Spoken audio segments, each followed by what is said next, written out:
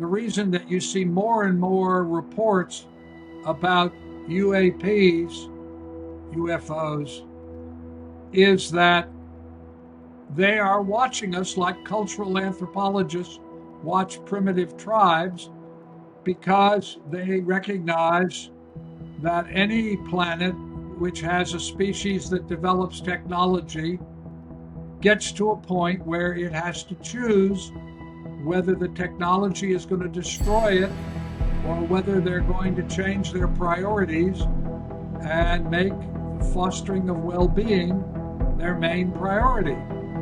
That's it. Not complicated.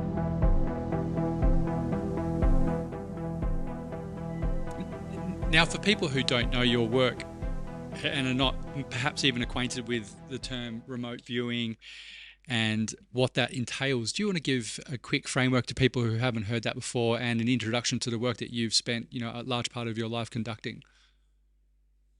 Well, remote viewing, the term, by the way, is a terrible term. It has nothing to do with remote, and it has nothing to do with viewing. It's a term that was coined back in the 70s by a friend of mine, Ingo Swan, and it just tells you how little we really understood it at the time. But in any case, people have been doing it for thousands of years. It has to do with the continuity of consciousness and the fact that there is an aspect of consciousness that is not physiologically based, and that it is a connection with what I would call the eternal self, what religion would call the soul. And you do it by attaining and sustaining intention-focused awareness. That's why meditators routinely do better than non-meditators, because the whole point of meditation is teaching you how to attain and sustain intention-focused awareness. There's all kinds of nonsense being out there being taught about remote viewing. It was created in its modern manifestation. I started in 1968. Hal Puthoff, Russ Targ started in the early 70s. Princeton started also in the Princeton Engineering Anomalies Research started in the early 70s, and there were other people. But it's basically a technique for opening your consciousness to this non-physiologically based part of yourself and being able to obtain objectively verifiable information. So a typical technique is to describe a target I'm going to show you in an hour, for instance, and there'll be a selection of randomly selected targets, and so then judges would compare your description and see if they could select the target that was randomly, the one of the group that was randomly selected. But as I say, people have been doing this for thousands of years. The oracles of Greece, the talking idol of Ixchel for the Mayan, the talking idol of Siwa for the Egyptians, the Chinese. There's still a group of Colombians that they're called the Kogi that do it. And it's just, what it's telling us is, first of all, that there is an aspect of consciousness that's not physiologically based. It's the same thing that occurs in near-death experiences. And second of all, that it is possible to obtain objectively verifiable information about something. Now, my particular specialty, because it was the most rigorous, is using it to locate unknown archaeological sites and then describe in detail what would be found at those sites. And I do a parallel examination to see, or I have it done, I don't do it, I have it done by experts, to see if you could locate that that site using some form of electronics, proton precession magnetometer, side scan, sonar, ground penetrating radar, whatever. And I've used it to locate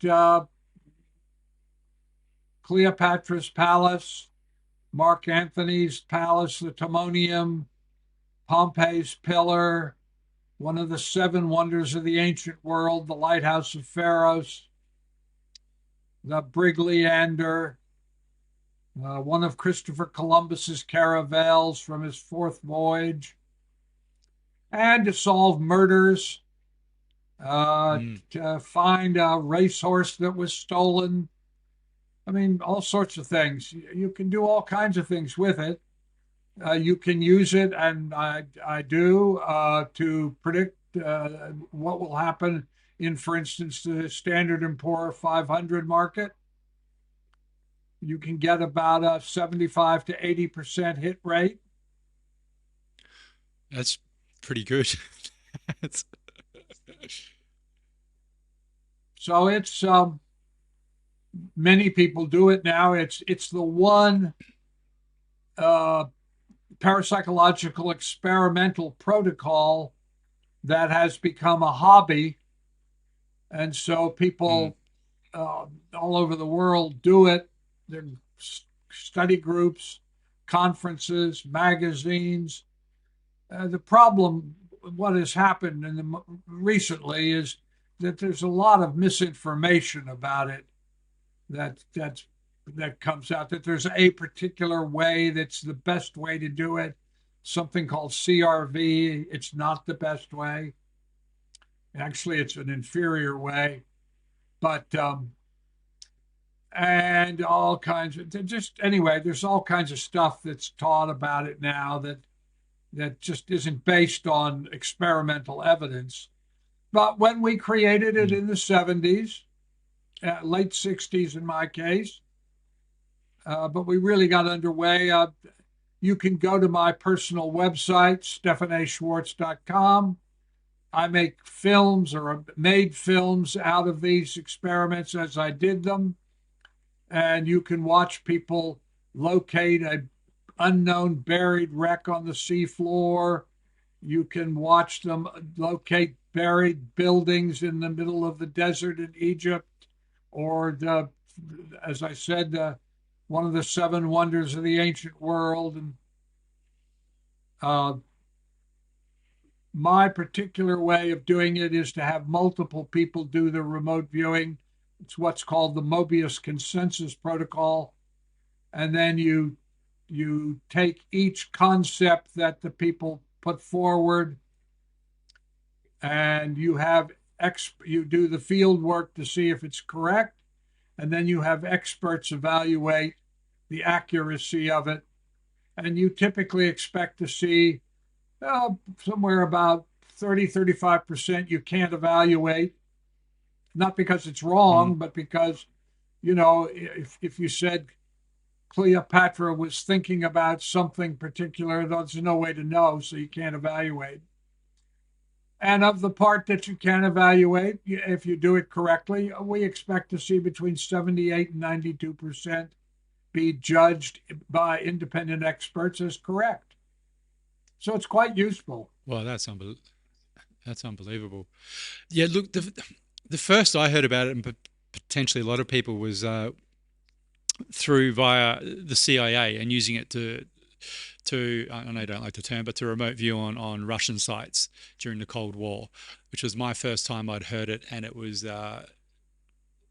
pretty wild. When previously, I guess, coming from the paradigm of this stuff is impossible, let's take the modern dumbed down version of the scientific method where everything is materialistic and materialism, and to hear that the CIA were doing this all those years ago really was quite shocking, really, and a very good jumping off space to validate what a lot of, as you said, what a lot of ancient cultures have showed us, and what Eastern teachings has told us about the potential of consciousness.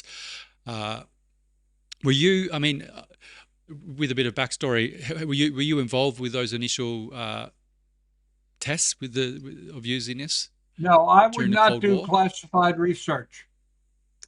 I turned Okay. down at one point 1,600,000 a year to fund it Wow. if I Yeah. would do classified research. I felt that anything we knew about consciousness ought to be made immediately available to everybody. And Mm, also, you could not get, um, and that particular work you're referring to, you could not get the kind of concept by concept accuracy analysis that I demanded, and it mm, wasn't triple blind. The research that I did, no living human knew the answer at the time that the question was asked. So it's not like describing where somebody is because obviously they know where they are. This is, mm, can you locate on this map where the sunken ship is or the buried building is or whatever, that no one knows where it is and you can't find it using any other technique but remote viewing. It's just a different level of I don't know, meticulousness. Um, mm, so, and as I said, I wouldn't do classified research. So I I invited the SRI guys to participate in one of my experiments, which they did. But no, I was never part of the staff or part of one of the research scientists, or for the reason that I mm. said. Yeah. With and just for people, when we're talking about remote viewing, it also pertains to how I found you with the predominant work, from my understanding, that you're doing now with projecting also into the future. So it doesn't just it's not just hedged to finding ancient sites or current events or finding a missing person, but to predicting what will come, and which is, I mean, I don't even know where to start with what that tells us about the nature of time and consciousness. For me, I can somewhat get my head around the thought of going back in time to find an ancient site or into the present to find a missing person. But when we start looking at what's to come in the future and the accuracy, which I'll let you talk to, it's just mind blowing to think, what is the nature of free will? What is nature of time? And then how is our reality now shaping the future if indeed these events seem predetermined to some degree based off the research that you've conducted. So yeah, Well, what I mean, with all your years of doing this, what have you found? Like, what are your thoughts on some of those the topics? two great Difficult to mystery answer, I know. questions, Paul, are what is consciousness and what is Mm, information? And we don't know the mm, answer to either one of those questions. I don't, nor does anybody else. So, what yeah. I would say to you is that consciousness is causal and fundamental. Mm, In 1931, they asked Max Planck, the father of quantum mechanics, mm, who didn't give a lot of interviews, a reporter for the Observer newspaper in England asked him, "What have you learned?" And his answer was, "What I have learned," and I think they thought he would talk about molecules or fields or something. He said, "What I've learned is that consciousness is causal and fundamental. Space time arises from consciousness, not mm, consciousness from space time. You cannot get behind consciousness. It is the fundamental." So, in a sense, what he's really saying in modern sort of pop version is that all of this is a video game. That our consciousness manifests a personality which incarnates. We know this from the reincarnation research. We choose our parents, we choose our race, we choose our gender, we choose our socioeconomic background, we choose our geographical location, and we come in, and this is the realm of the will. where you make choices and you see what happens. And you set up patterns. And then you die, and your consciousness goes on. And after a while, it manifests another personality, which incarnates in a different gender or a different place, a different race. And you bring across information from those earlier lives, and you start the game up again. And you make choices, and you set in motion what in Asian religions is called karma. But what you're really talking about is informational patterns. So that's why you always want to make choices which foster well-being. I mean, if people don't take anything else away from this interview, I can tell you that the most important thing you can do is A, develop the practice of meditation. It's not religious. You can develop it in a religious context, but you don't have to. And second of all, that every day you make hundreds of choices of all sorts of kind, and you always want to choose the one that is the most compassionate, life-affirming, and fostering of well-being. That's why it's so important that you always make these choices that are, as I say, compassionate, life-affirming, and fostering of well-being. And that's why all religions emphasize Jesus, Muhammad, Buddha, all emphasize that doing things which foster well-being, they frame it differently, but they all emphasize that. And the reason is because there is continuity of consciousness. And so the choices that you make set in motion patterns which you will have to live with, not only in this life, but in future lives. You're not coming back. I'm not coming back. But your eternal self, as I say, what religion calls the soul, will manifest another personality at some point. And that personality will have information patterns which guide its behavior. Everything from skill at musical ability, or mathematical ability, or whatever. It doesn't matter. It has nothing to do with money or religion or race or any of that.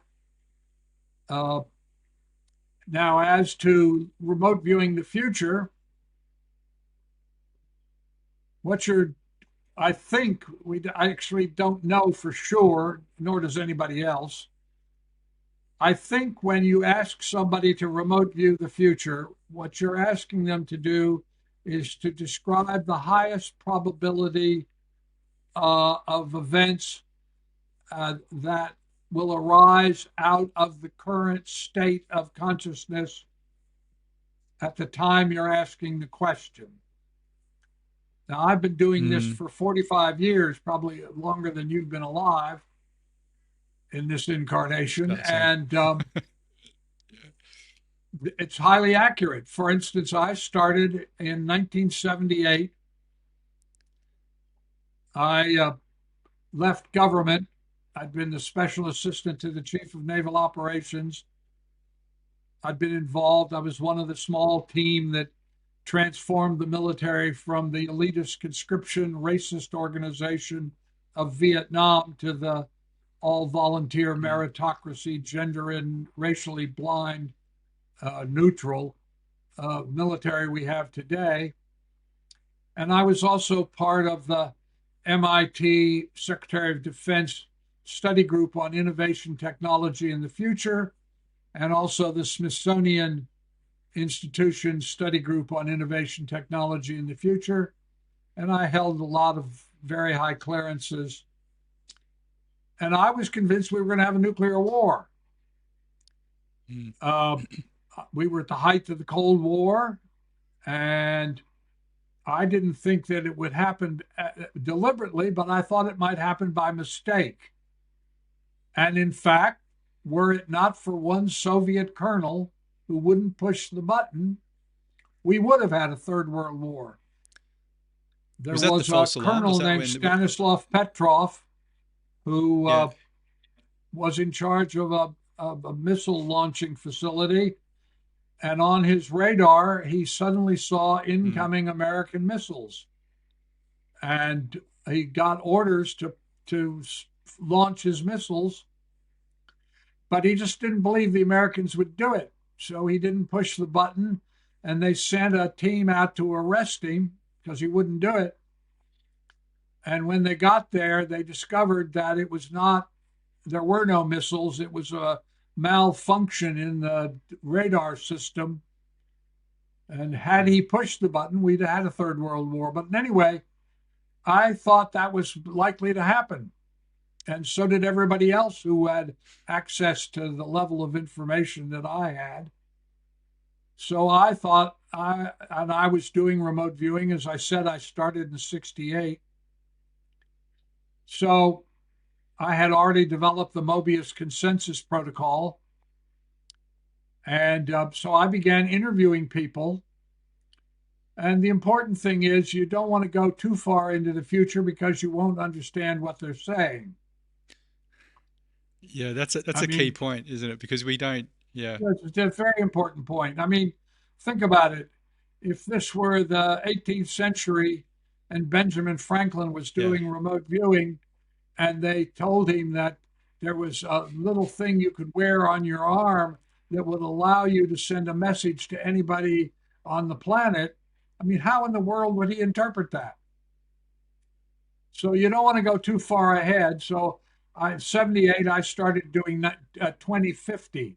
And I would ask people, I want you to go forward in time to the exact date of today, whatever that was, the same day in the future in the year 2050, and describe what it's like. And they would do that. And I would ask them, well, how did it get that way? And they would describe it. And to give you some examples of what happened, as I said, I thought we were going to have nuclear war. I had a young daughter who was then uh, 7, 8 years old. That's what I was worried about, that she was going to grow up in a world after a nuclear war. Mm. Anyway, so I said to them, do we have a nuclear war? They said no. I said, well, then what happens in the Soviet Union? And they said it doesn't exist. And I couldn't make any sense out of that at all. I went to people who were in the geopolitical world that I knew and said, can you imagine any way that the Soviet Union would cease to exist?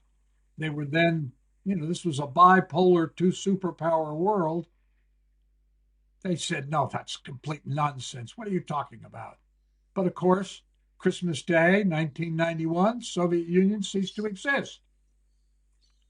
Another example is I asked them, of course, about healthcare, and they described what today we would call genetic manipulation through CRISPR, CRISPR. but nobody Yeah. knew what that was, and it didn't make any sense. Nobody I knew, no doctor could tell me what. And I said, well, okay, well, are people healthier? And they said, well, yes, but there are a series of pandemics. I said, what do you mean pandemics? This is 1978, '79.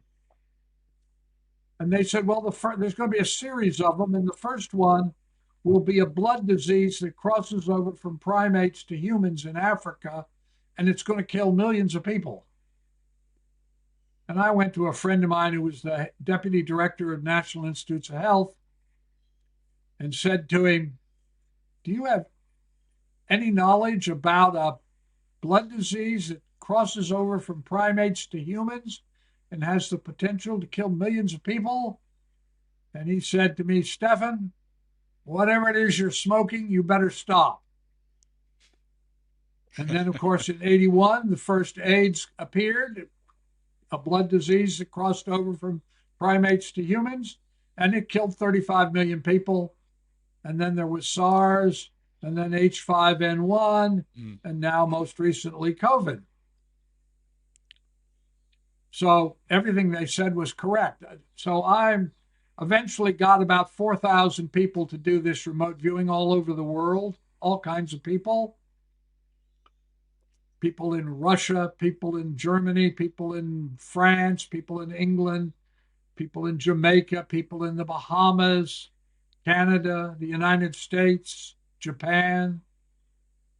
Anyway, and I ask them all the same questions. Go forward in time.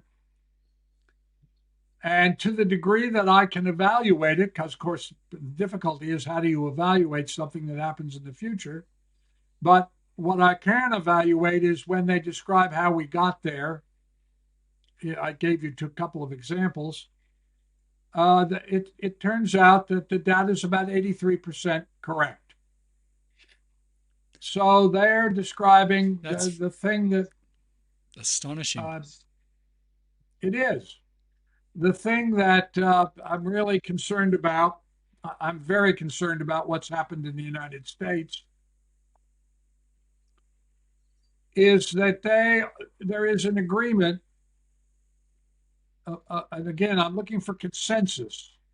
It's just like any intelligence service or any police department would do if they were, doing an investigation on a murder or something. What would you do? Well, you would ask all the people who might have seen it or who might be around, and what you're looking for is consensus. It's the same technique.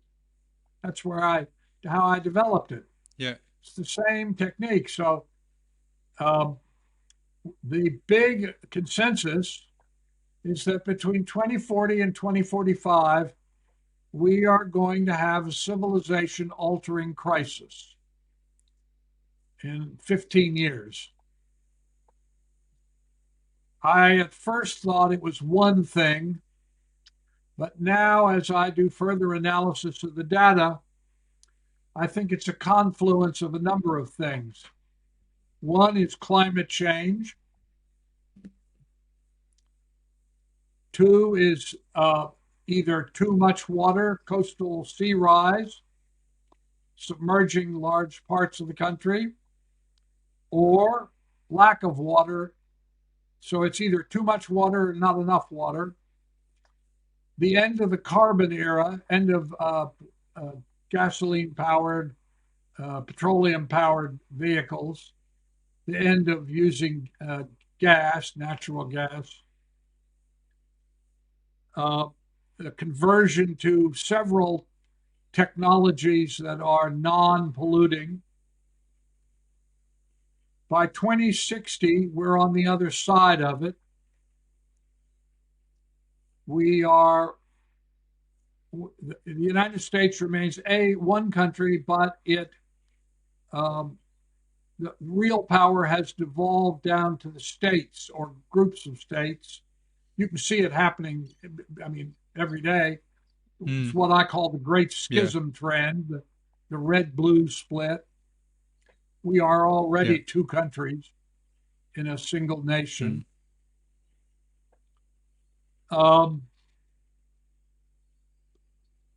So anyway, the big news is between 2040 and 2045, there is this crisis this confluence of events that causes this civilization altering crisis. By 2060, we're on the other side of it. And we're a very, very different country. Architecture looks different. A number of major diseases have disappeared because of genetic alteration. So things like diabetes and heart disease, and because of genetic manipulation with CRISPR, are no longer big issues. Hospitals are very different.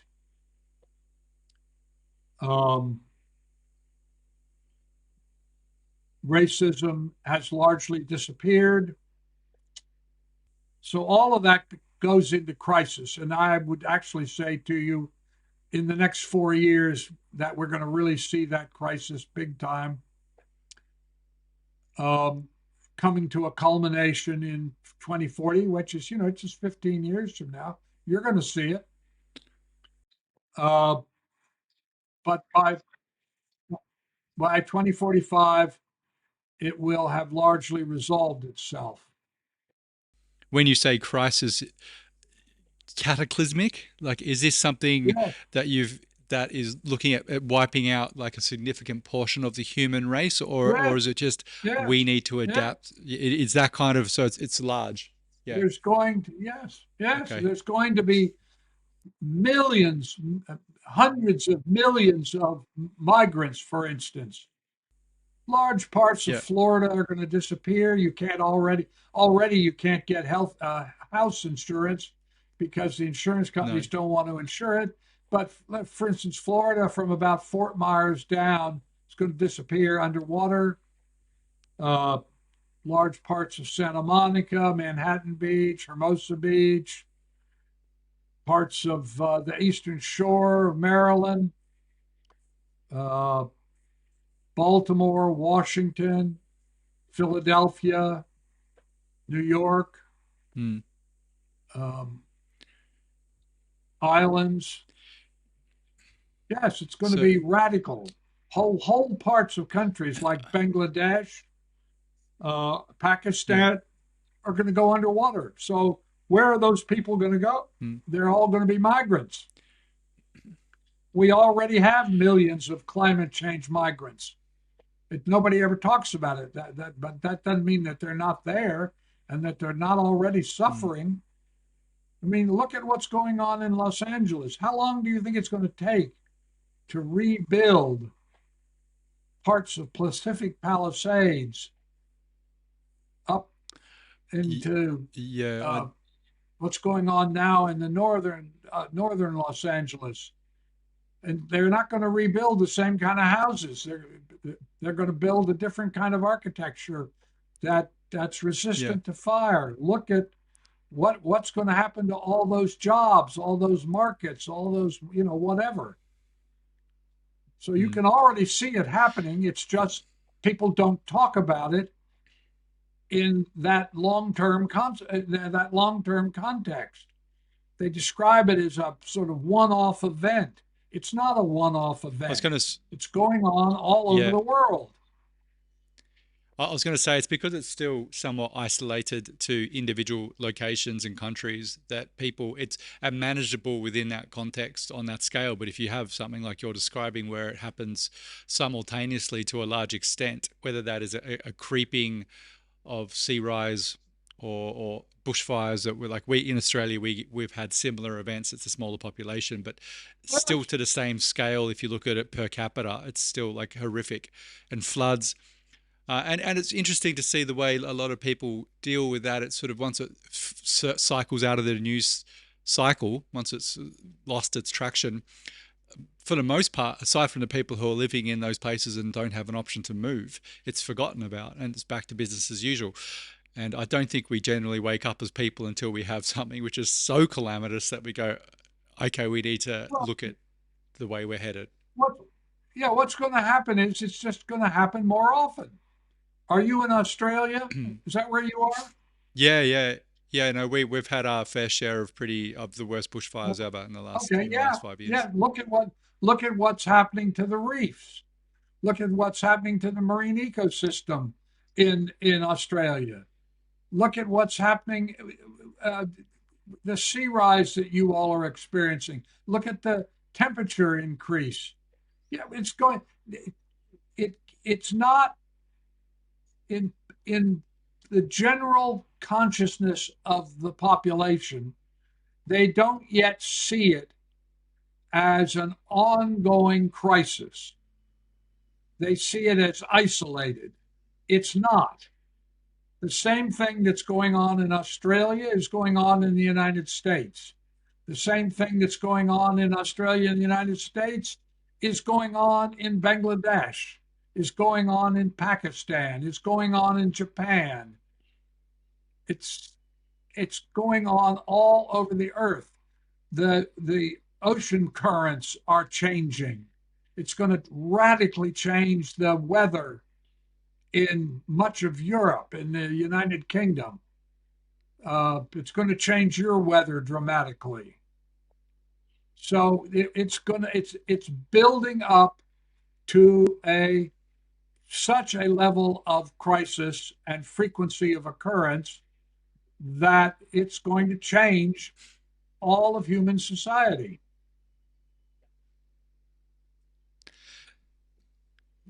How do you see? I mean, is this something you see as inevitable based off your experience with the statistics of the research, and as we were saying earlier, with consciousness itself and the potential to change consciousness? I mean, look, I'm being potentially naively optimistic here because I don't think people are going to have a mass realization that the current system isn't exactly serving the planet nor ourselves, nor the majority of the people for that matter.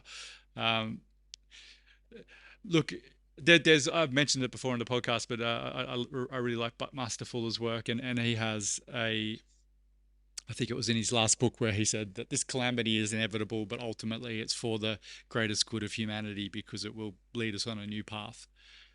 But as I said, between 2040 and 2045, there's going to be this crisis.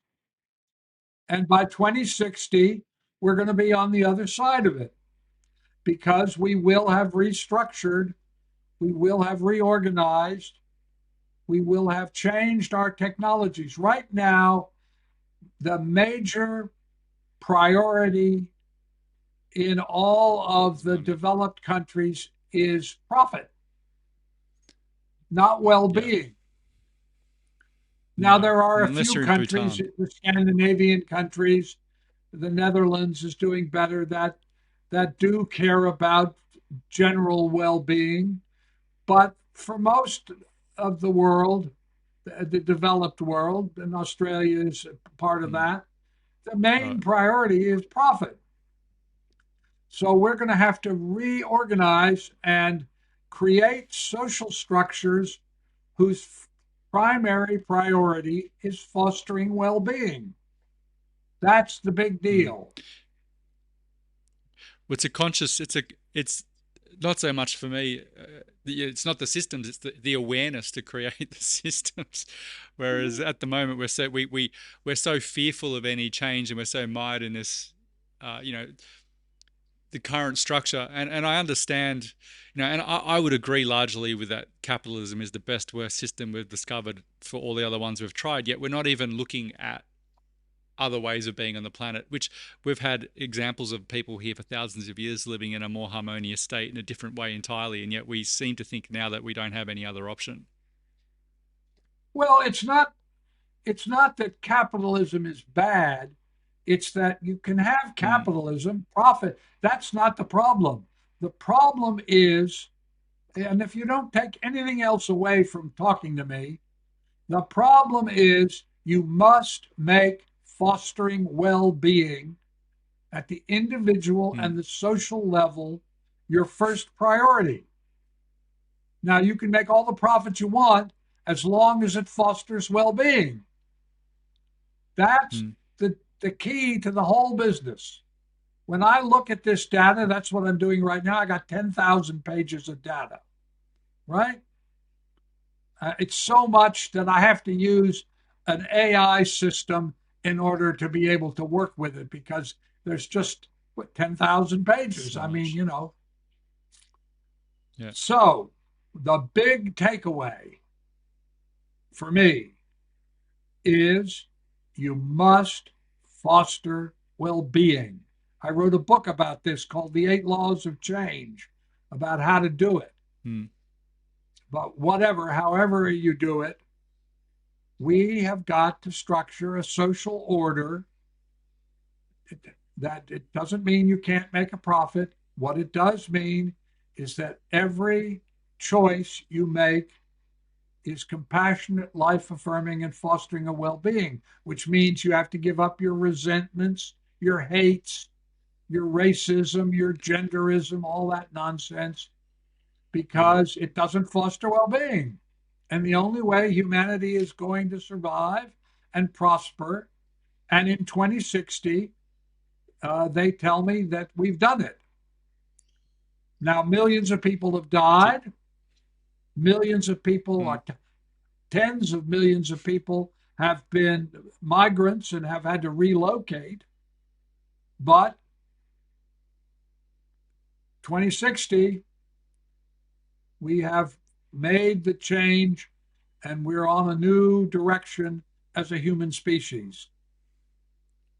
That, by the way, is also as an aside, I think the reason that you see more and more reports about UAPs, yeah, UFOs, is yeah. that they are watching us like cultural anthropologists watch primitive Mm, tribes because they recognize that any planet which has a species that develops technology gets to a point where it has to choose whether the technology is going to destroy it or whether they're going to change their priorities and make the fostering of well being their main priority. That's it. And not complicated. mm, mm, And it is also what every major human religion has said. As you treat the least of yeah. these, all those statements that you see in religion, it's because the people who are the prophets, the teachers of the religions, all open to non-local consciousness, and they Mm, recognize when they do so that fostering well-being is the only way that you survive mm. and prosper. So that's the big issue. That's the big takeaway. We're going to have to get to a point where we recognize that, and it's going to be painful and difficult, and it's going to cause a lot of death and a lot of misery until we wake up. But the sooner we wake up, the better it's going to work. You do realize, Stefan, you're cultivating a whole bunch of preppers. You've got a whole bunch of people buying tinned food and digging bunkers right now. No, no, no, no, no. That's Look, that. it's No, if that's what they're doing, they don't get it. no, That is not. I'm only joking. That's not No, what I'm saying. no, that'd be a fearful response. But it's just look, if you look at the timeline of humanity, if you're talking 20 years to completely alter the course of a trajectory which we've been on, you could argue for 1,000. It's not a long time to make that kind of change toward a more harmonious, prosperous, and ultimately happier future. And I just want to circle back to what you said earlier with respect to you mentioned near-death experiences and meditation, and I've looked at a lot of near-death experiences, and it's really very fascinating and clear. Like there's a defined thread, even though they're all different to a certain degree in the experience and the visuals or whatever they have. That there's the commonality of unconditional love and time not being existent and me being here many times before and seeing life reviews. They're all common. So that research in and of itself, it should be, I feel, more of the underpinnings to how we operate in the world, knowing that we have people who've gone to the other side and come back, and thousands and thousands with common experiences. There is something there that should be orientating us. And then, insofar with meditation, and you mentioned consciousness being a video, or, the video game of life, so to speak. And from my own experience, the more meditation I've done, regardless of the difficulties of life, and not trying to spiritually bypass trouble, because I think we're here also for an emotional experience and to feel the grief, and they're not things to push away.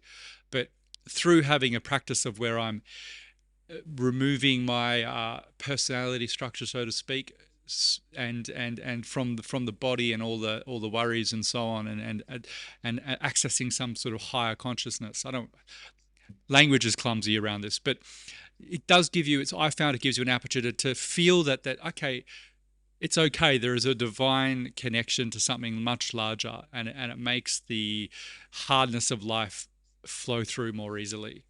And as you said, to make decisions which are more harmonious, as opposed to operating from a place of hurt and trauma and from the personality of, I want to hold on to resentment. I don't like this person. Screw them. I'm going to get what I can.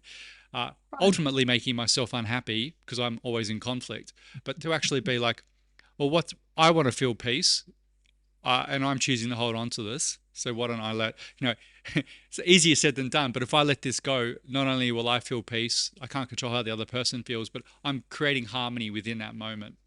And for me, Mhm. when you've been talking about these calamities and the new future, that's what makes me think is that we're just more aware of not operating from this old wounds and old patterns that we've had for lifetimes and lifetimes, or even just this lifetime. Well, uh, at various points in humanity's history, we have had cultures that did that. But yes, you're right. Mm, That's it.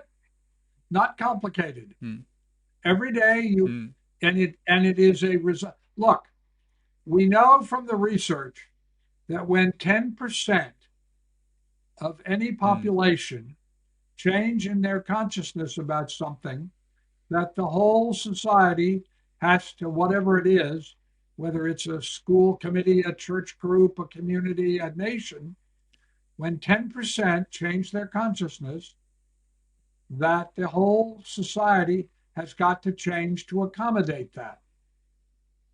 And I mm, can give you examples of when that's happened. So mm, it happens not because of government or money or anything, it's because individuals choose in every decision they make, the toilet paper they buy, the gas they buy, the cat food they buy, whatever, that they choose mm, to buy things from companies that support well being. They make decisions that of the options available to them, none of them may be great options, but there's always one that is more compassionate, life affirming, and fostering of well being than the others. And that you always do that, and that you train yourself to do that. And you tell people that you're doing it. You want to change the whole course of Australian history? If you can get your viewers, your listeners, every day to do what I call the quotidian choice, which means daily, ordinary, mundane. The, the every day, every choice they make is of the options available is the most compassionate, life affirming, and fostering of well being. That they will do it as a discipline.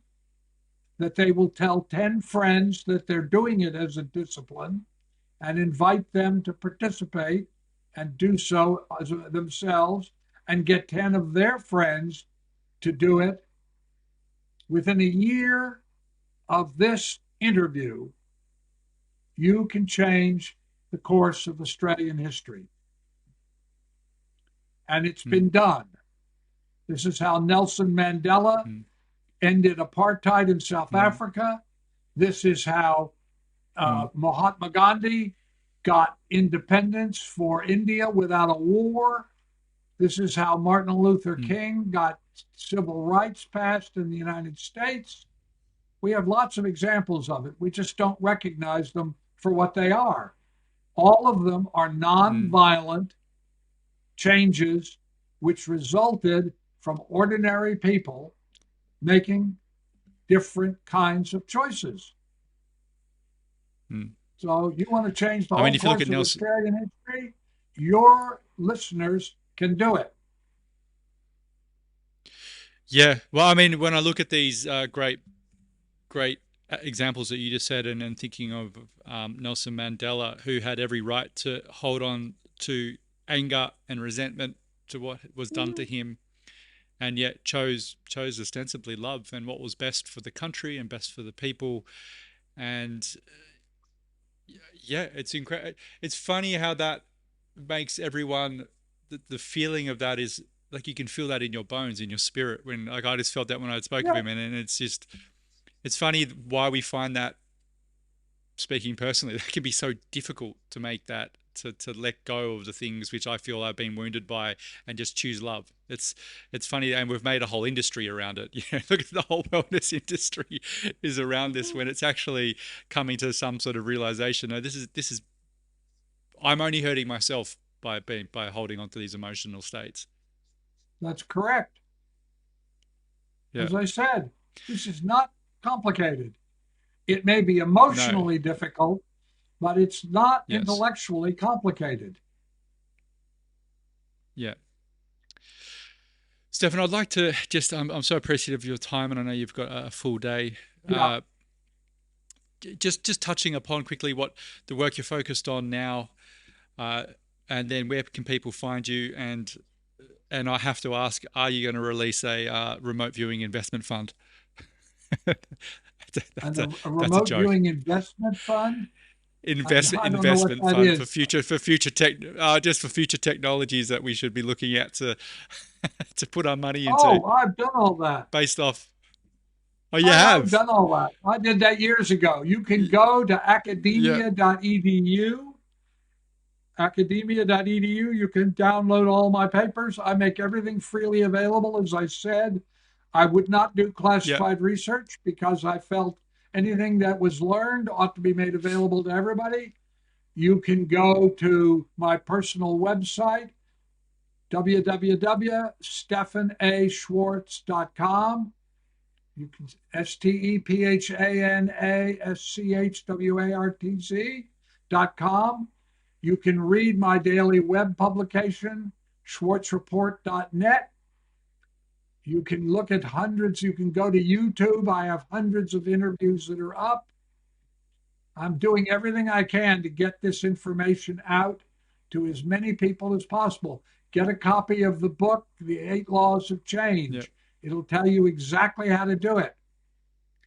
Because I see, because I've been doing this remote viewing research now for 45 years, I see how this choice makes a difference. I would like to see fewer people suffer and die and be miserable. And the way that you change it is just the way I described. So Mm. it, we have the power to make change. And the question is, are we going to do it? That's it. Mm. But you can get my Stephan. books. You can go to Amazon and my books, or Goodreads, or I don't know. I've published in Australian journals. I published an article recently in the Australian Journal of Parapsychology. Uh, I make everything I can available to everybody that wants it. So it's out there. Stephan, look, I'm so appreciative for your time today, and for everyone. I'll include all the links to all of your work in the show notes. And I guess the biggest takeaway from what you've been saying is that it's, regardless of what we're being told that the future holds, we equally hold the power now in our hands to make change. And that's an That's right. empowering and beautiful thing. There's not some fatalistic, this is inevitable and we're all going to die. It's like, no, you have a choice right now to create the world that you want to see. Yeah. That's correct. Sorry, but I go All right, overboard with you. Paul.